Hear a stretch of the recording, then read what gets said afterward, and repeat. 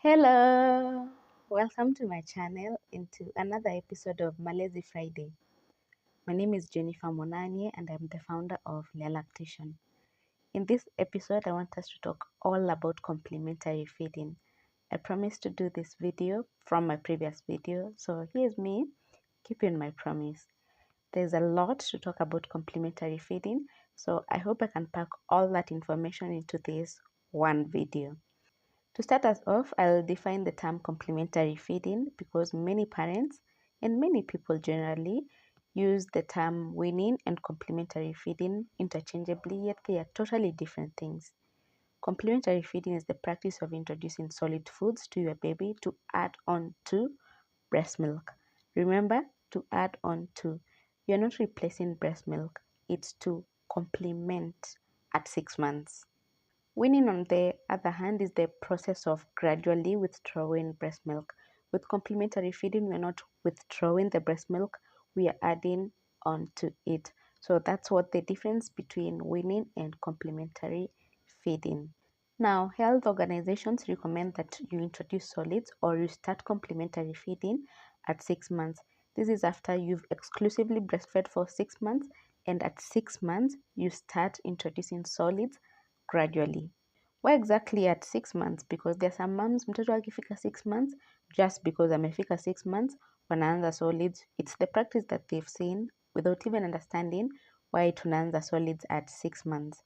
There are also some moms that introduce the solids earlier on because of pressure. Mwenzake anamwambia, wangu nilianza akiwa 4 months, wangu nilianza akiwa 3 months, mpe chakula, and they do.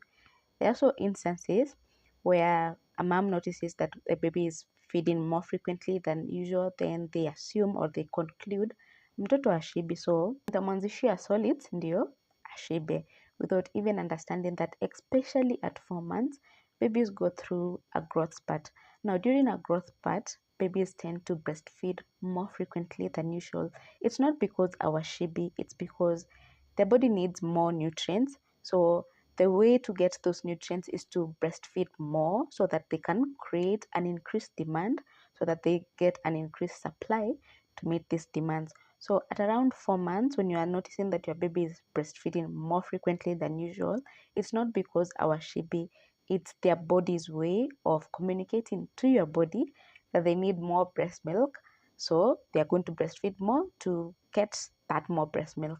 So that's not the time to introduce solids, because when you introduce solids that early, what you're doing is you're taking your baby off the breast. So you're going to decrease the demand and the supply is going to decrease. This is not going to serve your baby because it's not going to create the demand that they were hoping to create by breastfeeding more.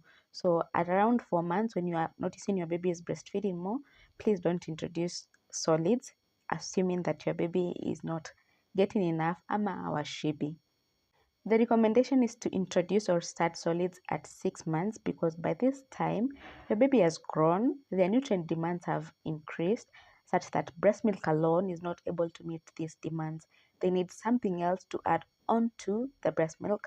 There comes solids. One of these nutrient demands that breast milk alone is not able to sufficiently meet at 6 months is iron. That's why your nutritionist will emphasize on offering iron-rich foods to your baby, especially in the first few days when you've started complementary feeding or started feeding solids to your baby. Another reason to introduce or to start solids at 6 months is your baby's body or your baby's system has developed enough to handle solids at this time. They can digest and absorb solids better and even eliminate the waste products from these solids much better than when they were at 4 months. One of the reasons why we discourage introducing solids early on. Because we may not be able to see if the digestive system is developed, we wait and watch for the outward signs, because by the time your baby is showing you outward signs of readiness for solids, the inward mechanism is usually developed enough to handle solids. So what are these outward signs of readiness for solids? One is the ability to sit without support or with minimal support. You want your baby aweze kukaa peke yake without supporting them for the entire feeding session, especially because it's important for swallowing. The second sign is the ability to support their neck and head. You want your baby to be able to hold their head upright and not tipping to the side during feeding, because that will block their airway, risking choking.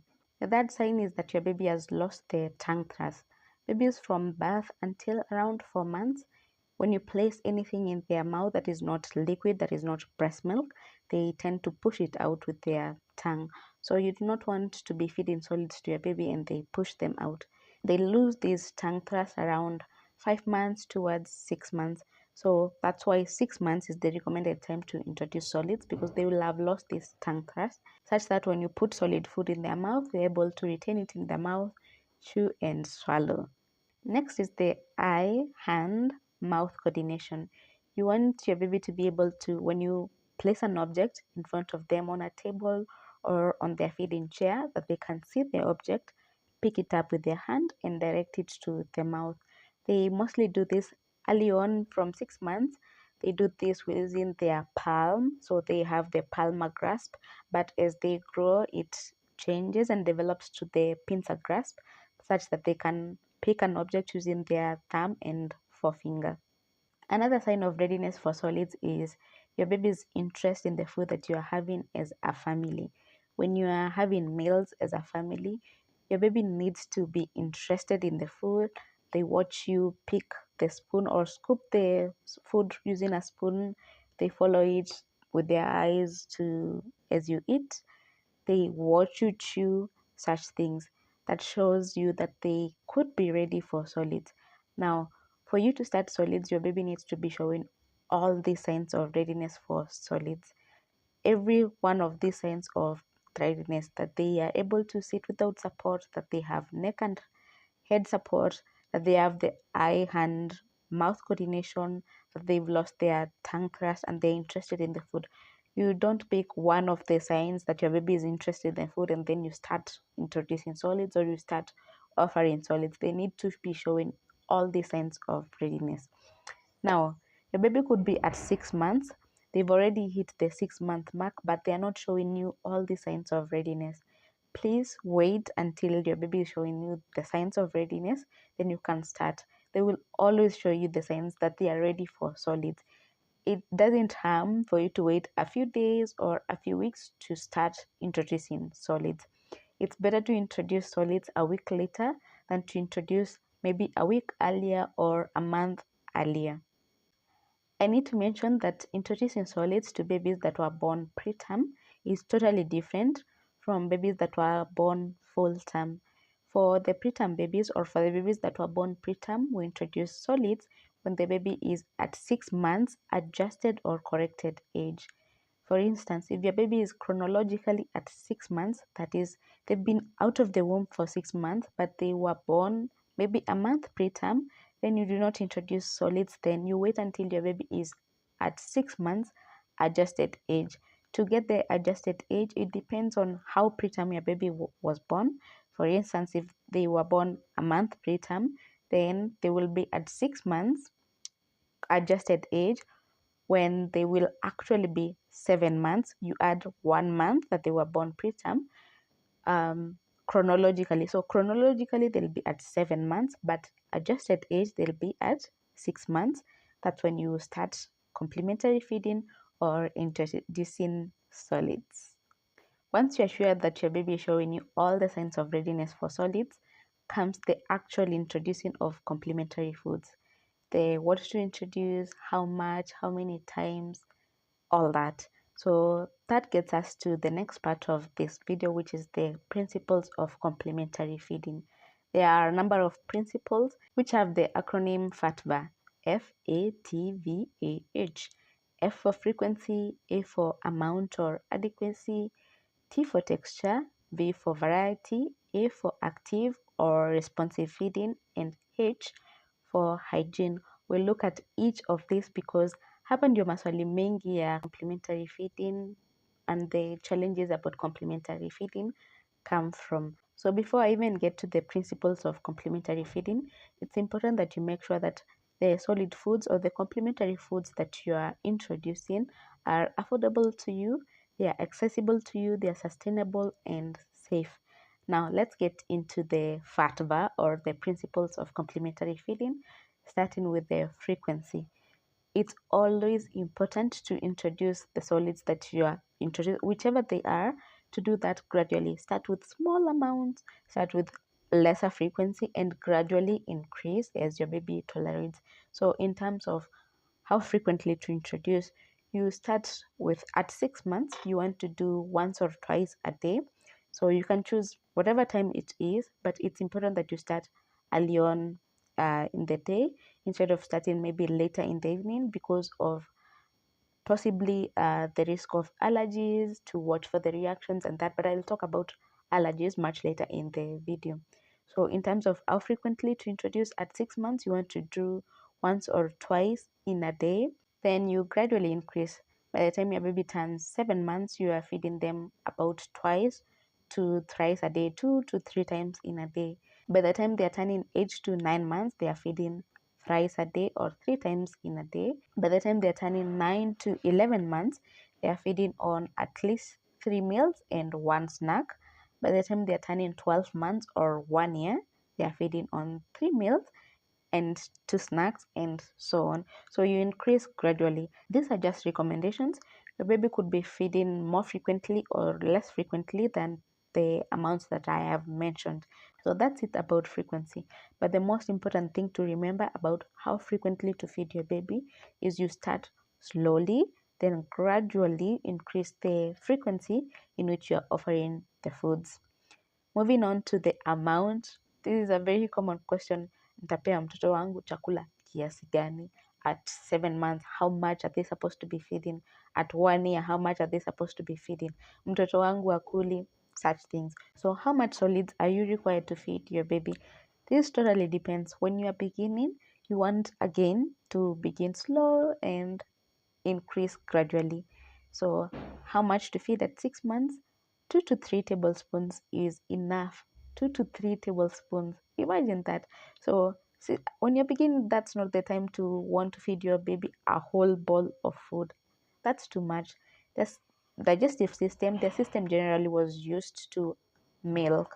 So feeding too much too soon can lead to problems, digestive problems like constipation, which is a very common challenge when it comes to introducing solids. And most times when a mom tells me that their baby is constipated, you ask them, what did you feed? How much of it? You find that it was the first day that this mom, or the first few days that the mom fed solids, and they offered too much, such that the digestive system, you literally put your baby's system into a shock, because this is a new thing and you're offering too much of it. So it's important that you start gradually. So at 6 months, 2 to 3 tablespoons is enough. 2 to 3 tablespoons is about 30 grams to 45 grams. So really, like little amounts of solids. In terms of what quantity 2 to 3 tablespoons is, it's about either cup, which is very little amounts. So as your baby transitions to around 7 months, you want to gradually increase the amount to about a quarter a cup. A quarter a cup, that will be about 60 to 90 ml or grams, depending on what measurements you are using. So again, not too much. 7 months is not again the time to offer an entire bowl to your baby and expect them to finish it or to eat it all. You move on to around 8 to 9 months. You want your baby to be able to eat about half a cup. Again, not a full bowl, half a cup from 8 to 9 months. So half a cup is about 120 to 125 ml or grams. Then from 9 to 11 months, you want to remember we are transitioning gradually. 9 to 11 months, you want your baby to be able to eat about 3/4 of a cup. So this is about 180 to 200 ml or grams. So by the time your baby is 1 year, you want them to be able to eat a cup, which is 250 grams or 250 ml. All these amounts that I've mentioned are per feed. So the 2 to 3 tablespoons that I mentioned at 6 months are per feed. So 2 to 3 tablespoons or 30 grams to 45 grams per feed at 6 months. At 7 months, I mentioned that you move to a quarter cup, which is about 60 to 90 ml per feed. Then at 8 to 9 months, I mentioned about half a cup, which is about 120 to 125 grams or ml per feed. Then 9 to 11 months, I mentioned 3/4 cup, which is about 180 to 200 ml or grams per feed. Then again, 1 year, a cup or 250 grams or ml per feed, bearing in mind the number of times of the frequency that your baby needs to be feeding on depending on their age. The reason you're starting with small amounts and with less frequency is to get your baby's body, or to allow their body time to digest and to even adapt to the food, the solids. Remember, they've been on breast milk, exclusively on breast milk before. This is their first solid milk. They only have the tastes of the solids from breastfeeding. They get the taste of that, but they've not actually had the solid itself. So it's important that you give them time, you give their body time to adjust to this food, to even get used to the feel and taste of the food without offering too much too soon. Moving on to texture. This is an area I fight a lot with parents, especially kina mom, because there are some moms that want to blend their baby's food all the way until they are 1 year, 2 years. Then later unapata mtoto hawezi kutafuna chakula. They're not able to handle any food that is not in the blended form, that is in purees, and this sometimes even affects their speech, because with chewing, your baby exercises their jaws, their tongue, and their oral muscles, which are also part of the muscles that are involved in speech development. So sometimes you may find that a baby that is having challenges with eating solids or with eating textured food, they may have challenges with speech. So this is an area that I fight a lot. I really fight a lot with moms, especially on not blending. Now, there are different textures to offer to your baby depending on the type of complementary feeding or the mode of complementary feeding that you've chosen to go with. I should have mentioned that there are different methods of complementary feeding that you can opt to go with. There is the traditional method of complementary feeding, where you start with purees, you move to mashed foods, the smooth mashes, then you move to chunky mashes, then you may move to finger foods, or skip that and go direct to family foods. That's the traditional method of complementary feeding. Then there is baby-led method of complementary feeding, where your baby is the one that leads you, hence the name baby-led, to the texture that they are comfortable with. You may offer the different textures, the purees, finger foods, or the mashed foods, and then let your baby decide or lead you to which texture that they are comfortable with. There's some babies, or there's some moms that will introduce maybe mashed foods, and they tell you that their baby is not taking the mashed foods, but they are able to take the finger foods. So we go with the finger foods. Or you introduce purees and mashed foods, and your baby completely does not take the purees. They prefer the mashed foods, so you go with the mashed foods. Your baby leads you into the type of the texture of foods that they are able or comfortable taking. So with the baby-led method of complementary feeding, you can start with finger foods, then you move to uh, family foods. You can also start with mashed foods, transition to finger foods, then finally to the family food. It really depends on the texture or that your baby is comfortable with.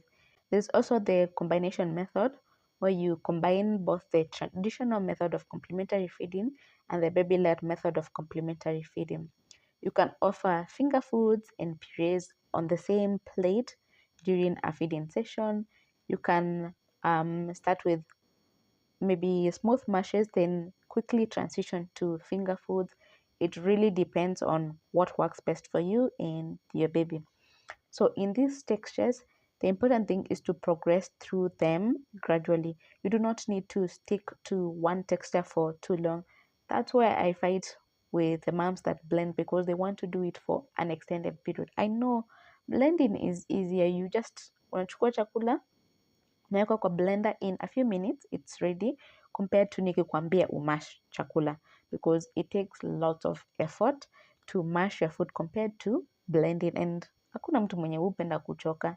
So whichever texture it is that you start your baby with, whether finger foods, whether mashed foods, whether smooth mashes, purees, please remember to transition them through textures.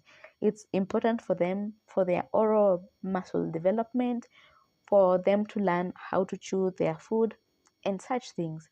So usikae kwa texture moja for too long. Please remember to transition your baby through the textures, so that the recommendation is that by the time your baby turns around 9 to 11 months, towards 1 year, that they are able to take family food without mashing, without modifying it. Speaking of modifying, there are different ways in which you can modify your food. The first being mashing. I have a bowl and a masher here. So the inside of this bowl is rough, that is compatible with this masher. So you just mash using the bowl and masher and your hand, definitely, to the texture that your baby is comfortable with, whether a smooth mash. So for the smooth mash, it means that you need to mash more vigorously than for chunky mash, because for a chunky mash, it means you leave a little lumps or some few lumps for your baby to learn how to chew. So mashing is one of the ways that you can modify your baby's food to a texture that is compatible with or age appropriate. The other way of modifying your baby's food is by mashing. You can use the masher, you can use your spoon, you can use your fork, and also some other different kind of mashers. The second way of modifying your baby's food is the finger foods. You cut your food into finger shapes. You usually want them to be the length of your pinky. Then you also don't want them to be like so thin. You want like 2 fingers or 2 finger thick is enough. And then one that when they hold it, for instance, I'll use this spoon. When your baby holds it using their palmar grasp, it's able to stick out of their hand, so that they can now chew on it from either this side or this side. In terms of the consistency, you want your baby's food not to be too runny, such that when you pick it up using a spoon or when you scoop it, it just falls off the spoon. That means that it's too runny. And if it's too runny, it possibly means that there is too much water in it. That makes the food not nutrient dense, meaning it's diluted, compared to a food that when you pick it up using a spoon, it falls off as one. That's thick, but you also want your baby's food not to be too thick. So it's thick enough, it's not runny, but it's not too thick.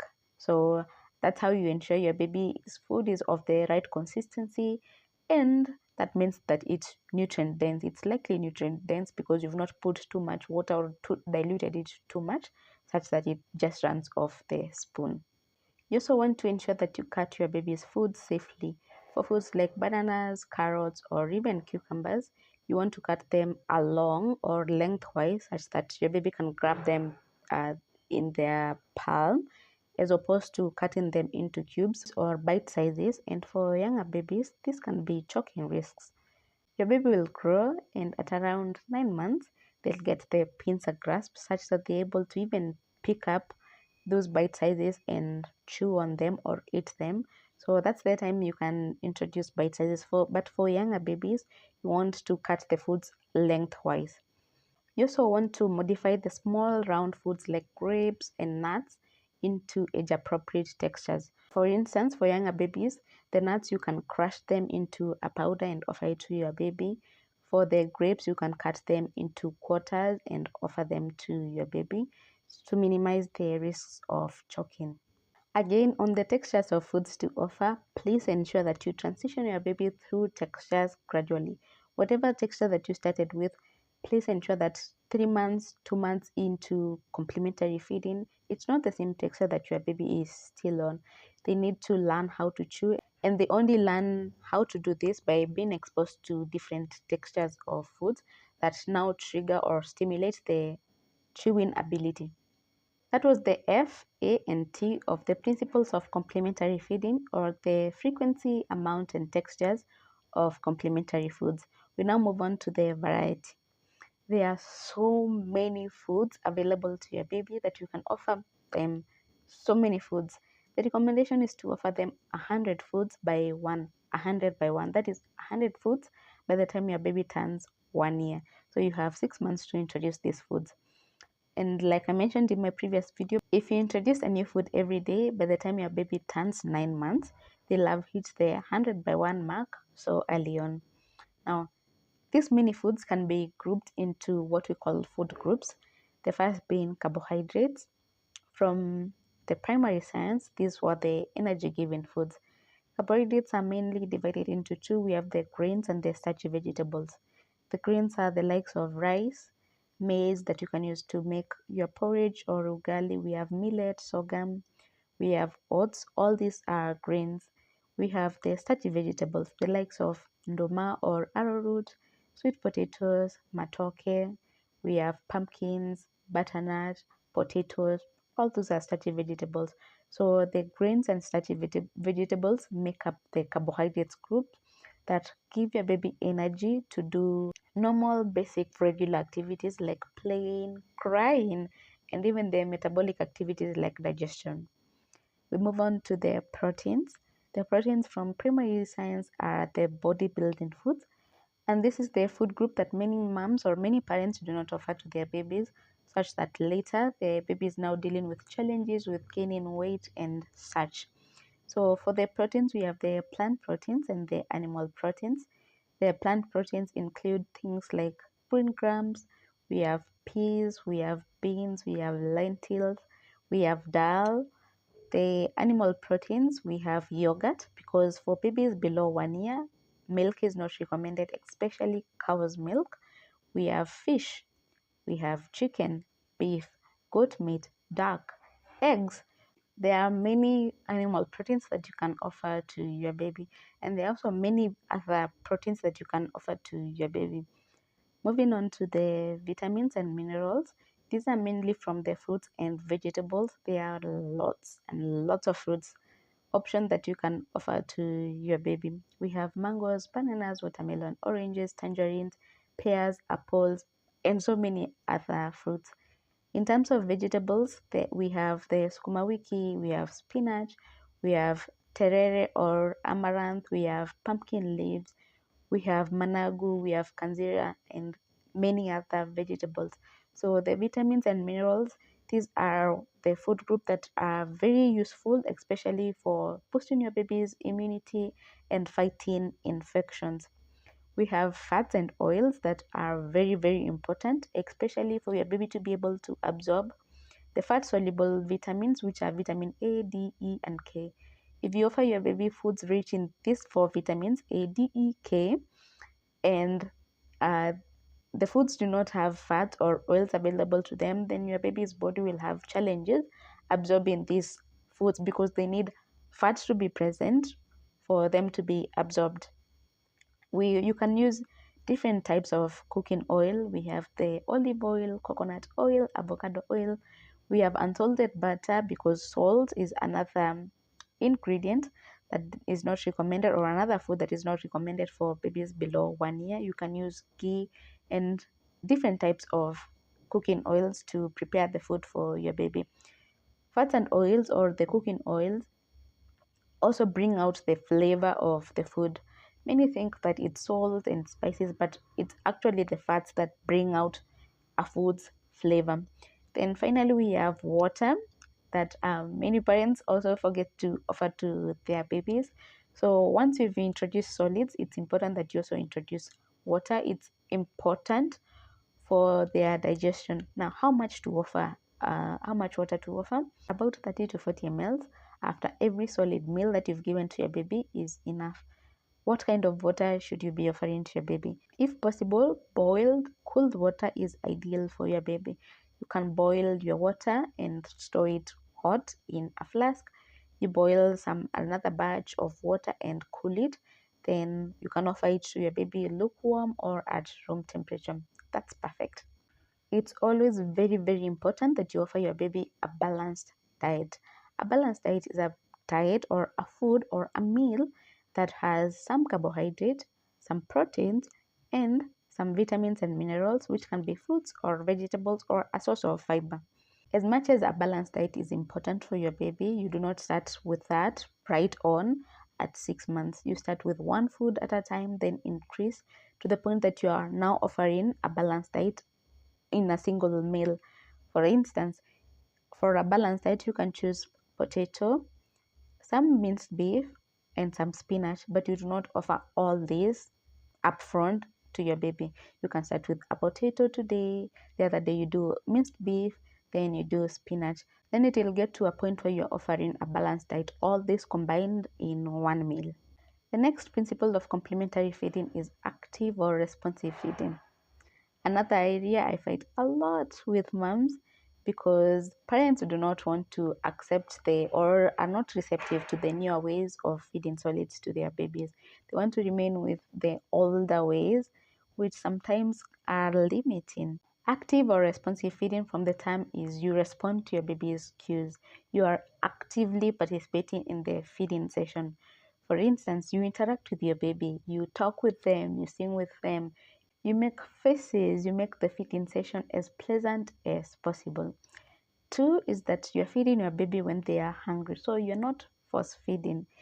If your baby refuses a meal, you let them be. There's no need to hold there, unafinya mapua, then you force the food into their mouth. That even risks choking. You do not force feed your baby. The other thing is you do not feed a sleepy baby because a sleepy baby will not feed well. So you respond to that by letting them sleep.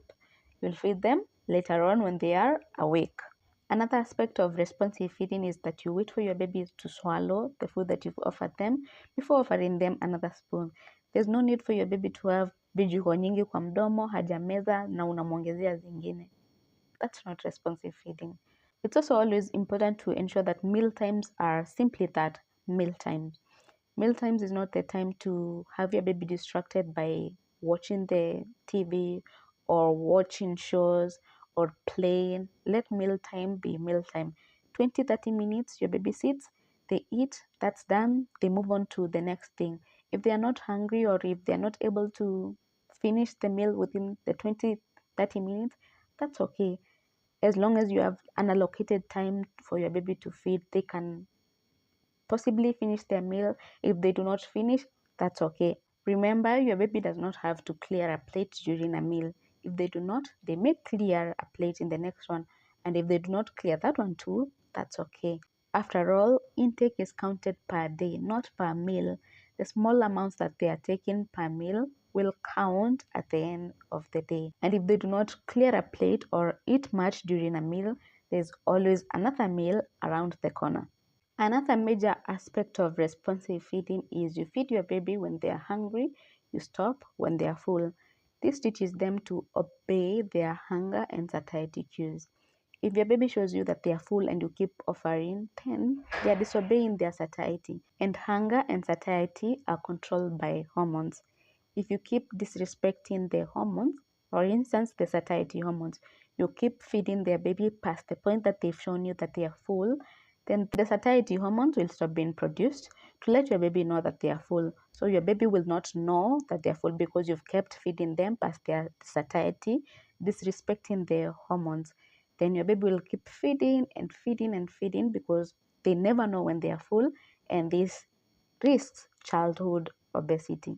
So it's important that you follow this: feed when hungry, stop when full, so that your baby learns how to self-regulate.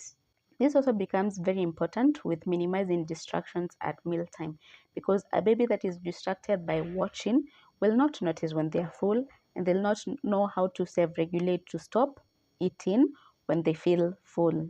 It's always very important to ensure that all the meals that you offer to your baby are supervised to ensure the safety of the feeding session, and so that you can notice when your baby is having challenges like choking. There's always the assumption that babies going through the baby-led method of complementary feeding know how to eat, so they can be left alone.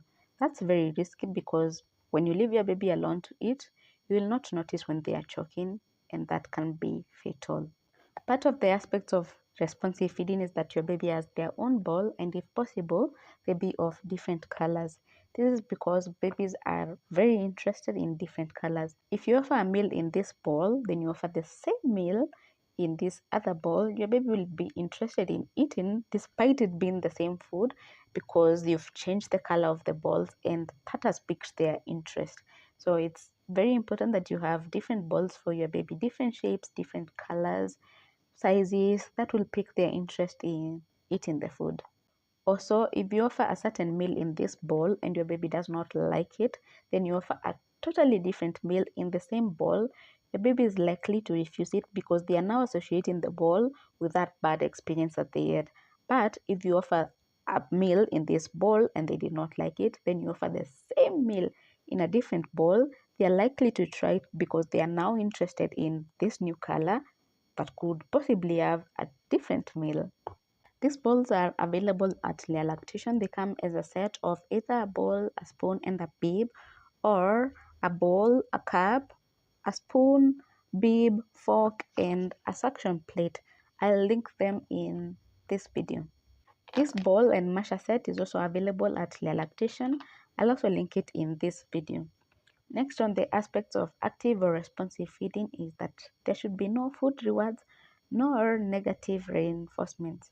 Food rewards are the likes of kula, nitakunulia sweetie. Then your baby slowly starts associating feeding with getting a reward. They are feeding to get the reward, not because they want to. They want that sweet, so that's why they are feeding. And it's not a good association to have with food. Neither are the negative reinforcements where you tell your baby kula ama nikuchape, meza ama nikuchape. Now your baby is feeding out of fear, not because they want to. They are afraid of being beaten. They are afraid of you caning them, so they are feeding. And such a relationship to have with food is not good. You want your baby to have a positive relationship with food, a positive association with food. Speaking of associations and relationships, you want your baby to form their own relationship with their food. Do not enforce or pass down your food preferences or food phobias to your baby. You may not like fish at all. You may not even like the smell of it. But to your baby, it doesn't mean that they'll not like fish. So offer it to them. After all, hautawajua kama mtoto anapenda fish if you've never offered it. So whatever foods you like, whatever foods you dislike, that's your own business. Let your baby have their own relationship with their food. Another aspect of active or responsive feeding is whether to spoon feed your baby or let them self feed. I always recommend self feeding. There is always the issue of but mtoto hakuli, nikimwachia ajilishe hakuli enough. But I want to remind you that for babies below 1 year, breast milk is the main source of nutrition. So ukipea mtoto chakula and they're not feeding much, that's okay. They're still interacting with the food. They are feeling the texture of the food. They are mashing it between their fingers, and that's a positive interaction with the food that will help them later in feeding. Also, one of the signs of readiness for solids is your baby's eye, hand, mouth coordination. You can only nurture this by letting your baby self-feed. As much as you will want to spoon feed during a feeding session so that your baby has a considerable amount of intake, also let them self-feed. Let them touch the food. Let them try to feed themselves. It's also important that I mention that you should not be offering water during a feeding session. This limits their intake. So let your baby feed, then you can offer water afterwards. Lastly, on active or responsive feeding is one of the main problems that I have with parents offering alternatives. Your baby refuses a meal, you rush to the kitchen, mbio, unatengeneza chakula ingine, you offer an alternative. With time, and babies are very smart, they learn, nikikatai chakula, then my mom offers me an alternative. When they offer me ugali, I'll refuse so that I'm offered something like yogurt or breast milk, and that will keep on. You'll do this today, you do tomorrow, you do next week, and soon you'll be offering a meal to your baby and they'll be refusing it. And when they can actually verbalize, they'll ask for a different meal. Like I mentioned in my previous video, unampea ugali because they cannot see rice, they ask for rice. Unampea rice because they cannot see ugali, they ask for what's not available, the ugali. And this goes on and it's very tiring because because it's very tiring for you having to make a new meal, and two, it can potentially lead to picky eating. Please remember, when you're introducing solids, you are building or nurturing your baby's lifelong relationship with food. So the feeding habits that you nurture or you cultivate are likely what are going to be your baby's feeding habits. So make sure that you build positive feeding habits. Make sure that you build a positive relationship for your baby with the food. Lastly, on the principles of complementary feeding is hygiene. You find that babies 0 to 6 months rarely go to the hospital. There are no infections, there is no diarrhea, there's no vomiting. But at 6 months, suddenly your baby has diarrhea, they are vomiting, and you ask yourself why. So with introduction of solid foods or with introduction of complementary foods comes introduction of potential germs, because you're introducing food that was grown in the soil. Now there are hands that are involved in preparing the food, there are dishes that are involved, there are knives that are involved, there are chopping boards. There are so many new factors that have come in with introducing solids. So it's important that you ensure that you maintain the highest level of hygiene. Wash the food that you are cooking thoroughly. Wash the surfaces that you're using to prepare the foods thoroughly, the chopping boards, the kitchen top. Make sure that they are clean. Also at this age, it's when you'll find that babies, anything that they touch goes direct to their mouth. So ensure that you are regularly washing their hands, and also wash your hands, or make sure that whoever is preparing your baby's food washes their hands thoroughly. The dishes that are being used to feed the baby, the pans that are being used to prepare the food are clean. Please ensure hygiene when you are preparing or when you're introducing your baby to solids. Also ensure that the water that is being used to prepare the food is clean. This way you minimize the instances of diarrhea and vomiting, especially reported when moms or parents have introduced solids to their babies. Now, apart from the principles of complementary feeding, there are other things that you need to know before starting solids. For instance, the food allergens. These are foods that potentially can cause allergic reactions to your baby. The common food allergens are cow's milk, we have eggs, there is peanut, there are tree nuts like walnut, cashew nuts, we have wheat, there is shellfish, soy, and sesame. It's important that you know these common food allergens and their potential reactions like swelling, itching, redness, and hives, so that in case this happens to your baby, you know how to respond. About introducing food allergens, please ensure that you introduce one at a time. For instance, introduce eggs today, then watch for the reaction. Instead of introducing eggs and fish are both allergens or food allergens. If you introduce both in the same day, then a reaction happens. You do not know if it's the fish or if it's the eggs that caused the reaction. Once you've introduced a food allergen and you notice a reaction, discontinue the food, then you can reintroduce later on. It's important that you introduce these food allergens earlier on in the day so that you have time to notice the reaction and take action. Remember to reintroduce the food that your baby had a reaction to a few days later just to confirm. In case the reaction recurs, then you can conclude that your baby is allergic to that food. But to get a confirmatory test, you can have an allergy test done to your baby. It's also important that you are aware of the foods to avoid below 1 year. We have added salt, added sugar, honey because of the risk of botulism, processed foods, processed juice or freshly squeezed juice. Then we have raw or undercooked meat, fish, or eggs. I must mention that it's important that you know the difference between gagging and choking, because babies gag a lot. It's the way they learn how to handle food in their mouth. Is the food too much? Is it too big? How do I handle that? And it may appear like they are choking, yet they are gagging. And most parents tend to intervene when the baby is gagging, and this scares the baby from feeding or trying new solids. Choking is totally different, and it's life-threatening and an emergency. It's important before you introduce solids to your baby that you take a basic first aid training for parents and caregivers, so that as you introduce solids, you're at peace and you know what to do in case there is a choking incident that happens while feeding solids to your baby. I know that has been a lot, but to summarize it, 1. Start slow and gradually increase, whether it's the amount, the frequency, the texture. Start slow and gradually transition or gradually increase. 2. feeding habits are nurtured. You build your baby's relationship with food when starting solids. So build or nurture a positive relationship or a positive foundation for your baby's feeding habit. 3, please try a food maybe 4 or 5 times before you can conclude that your baby has refused. Sometimes moms wanajaribu chakula 1, 2 times then wanasema mtoto wangu alikataa chakula. Please try more times before you can conclude that your baby has refused. Next is that sometimes the intolerance that your baby is having, the food intolerance, the vomiting, the diarrhea, it could be because of the amount of the food, not the type of the food. Sometimes utapata mama amepea mtoto maybe a banana or matoke in this case, then the baby vomits because it was too much, and the mom concludes that mtoto wangu huwa akuli mandizi or huwa akuli matoke, yet it was the amount that was too much. Sometimes an intolerance is usually because of amount of food and not particularly the type of food. Again, please do not introduce or do not try a new food when your baby is feeling ill. That's not the time to try a new food.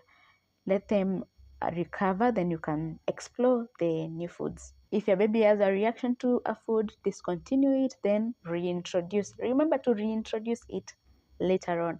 Again, remember about responsive feeding. Responsive feeding. Again, responsive feeding.